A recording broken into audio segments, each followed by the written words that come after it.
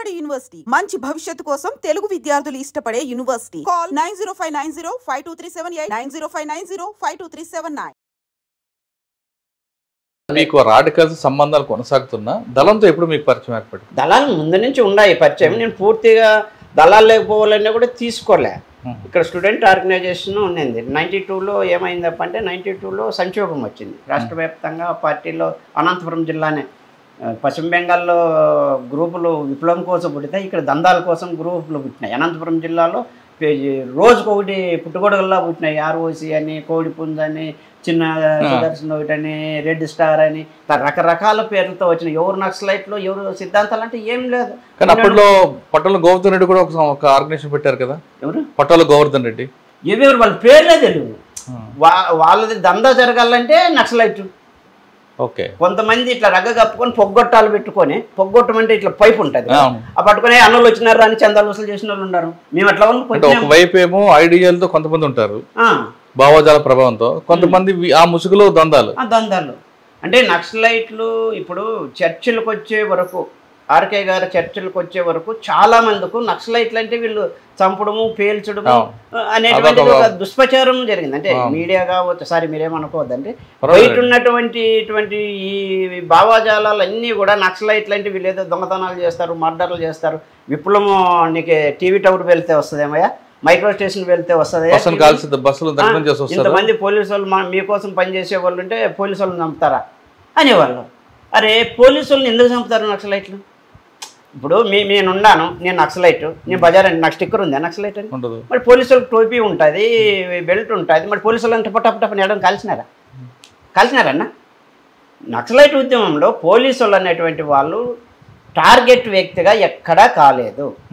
ఉద్యమ ప్రభావంలో ఒక పర్సనల్గా పోలీసు వచ్చి ఆ ఉద్యమాన్ని అనచాలను ఆయన రివార్డు కోసమో, అవార్డు కోసమో అక్కడ ఉన్నటువంటి గ్రామాల్లో కానీ మిలిటెంట్ల పైన అరాచ్మెంట్ పెరిగినప్పుడు ఈ ఉద్యమానికి అడ్డంకి వచ్చిన అడ్డు తొలగించారు తప్ప ఎవరిని చంపలే. టార్గెట్ ఎక్కడ అంటే పోలీసులు చంపడం వెనక ఉద్దేశం కూడా ఆయుధాల కోసం తప్ప వాళ్ళ మీద వ్యక్తిగతంగా ఆయుధాల కోసం కూడా కట్టేసి ఇప్పుడు మనం డిండి కానీ మన చాలా దగ్గర జరిగినాయి. ఎందుకు మనకు ఈ ఒరిస్సాలో కోరాపుట్ సంఘటన ఉంది. కోరాపుట్ సంఘటనలో ఎవరిని చంపినాము?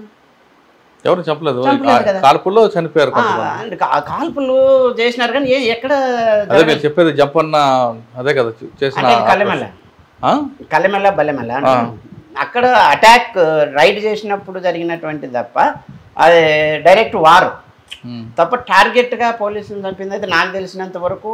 టార్గెట్ అయి ఉద్య ప్రభావంతో అయినటువంటి వాళ్ళు నీకు తెలిసినట్టే పరదేశ్ నాయుడు, ఉమేష్ ఇటువంటి వాళ్ళని వీళ్ళ వల్ల వీళ్ళు ఒక టార్గెట్గా యాంటీ కమ్యూనిజం అనేటువంటి దాన్ని ఒక బుక్కులు రాసి దీన్ని ఒక గ్రౌండ్స్ అని ఏర్పాటు చేసి ఉద్యమానికి పూర్తిగా ఉన్నటువంటి ఆ విధంగా అనుకుంటే వ్యాస్ గారు కానీ, ఉమేష్ చందర్ కానీ, పరదేశ్ నాయుడు వీళ్ళందరూ కూడా టార్గెట్ అయ్యారు కదా. నేను అనేది అటువంటి వాళ్ళు పోలీస్ అనేవాళ్ళు టార్గెట్ అయినటువంటి వాళ్ళని చేసింటారు. ఇప్పుడు నాకు పోలీసులకి ఏం లేదు, పార్టీకి అంటే ప్రజా ఉద్యమానికి ఆ యుద్ధంలో ఒకవైపు వాళ్ళు ఒకవైపు వీళ్ళు ఉన్నప్పుడు యుద్ధంలో ఎవరు ముందు అయితే వాళ్ళది అది కామన్. ఓకే. అంతవరకు వెళ్ళక ముందు మీరు పార్టీకి ఎప్పుడు పూర్తి స్థాయిలో పనిచేయడం ప్రారంభించారు? 92. అంటే పార్టీ అప్పటి వరకు స్టూడెంట్ ఆర్గనైజేషన్ ఉండబంది మీకు? మామూలుగా లీగల్గా ఉండా, ఇంటితో సంబంధాలు ఉన్నాయి, ఇంటి నుంచి చేసుకుని ఉండా. 92 నుంచి ఇంకా నువ్వు పూర్తి రావాల్సిందే అనేటువంటి పార్టీ. నువ్వు ఎన్నాళ్ళని ఇట్లుంటావు, నువ్వు ఫ్యామిలీతో తెంచుకోవాలి నువ్వు అనేటువంటిది. అంటే అప్పటికి నిజంగా అయితే అనంతపురం జిల్లాలో సంక్షోభం తీవ్రమైంది. కొండపల్లి సీతారామయ్య లాంటి పెద్ద తల పోతే ఇంకేడుంటారు అనేటువంటిది మాకు ఇక్కడ ఎక్కడా లేదంటే గణపతి వర్గం అని పెట్టేసినారు పేరు. సిపిఎంఎల్ పీపుల్స్ వార్ పార్టీ అనేది గణపతి వర్గం అని 92లో పెట్టారు.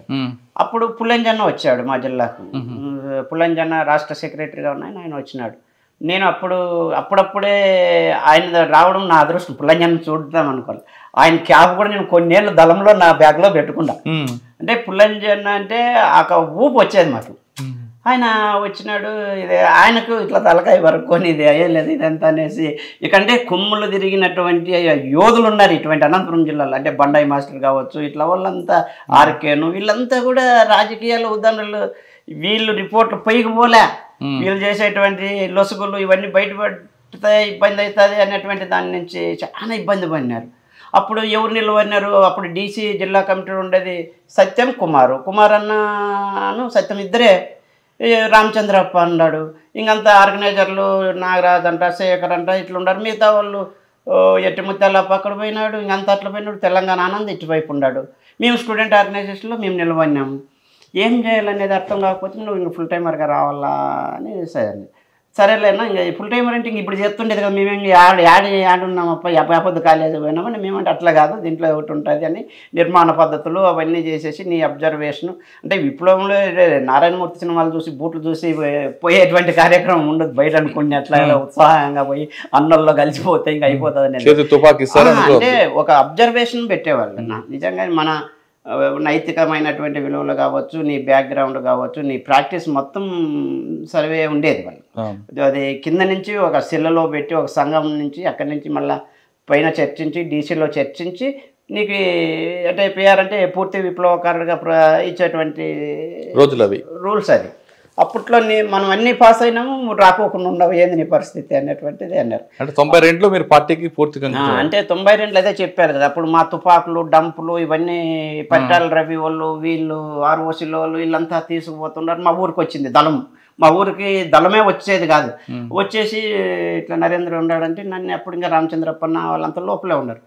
ఊరు బయట వచ్చి పడుకొని ఇంక ఎట్లా మనదంత పరిస్థితి ఇది ఉంది ఇట్లా అంటే అప్పటికే ఆనంద్ అని ఇక్కడ తిరిగేవాడు, మాతో పాటు ఉండేవాడు. నా రూమ్లో స్టూడెంట్ ఆర్గనైజర్ అక్కడ తెలంగాణ నుంచి వచ్చి ఇంక రా బాగా ఎన్నాళ్ళు ఉంటాడు, మా కుటుంబంతో ఆయనకు బాగా అమ్మ మేము సన్నోని వేసిపోతాం అది ఇది అని చెప్పేసినారు.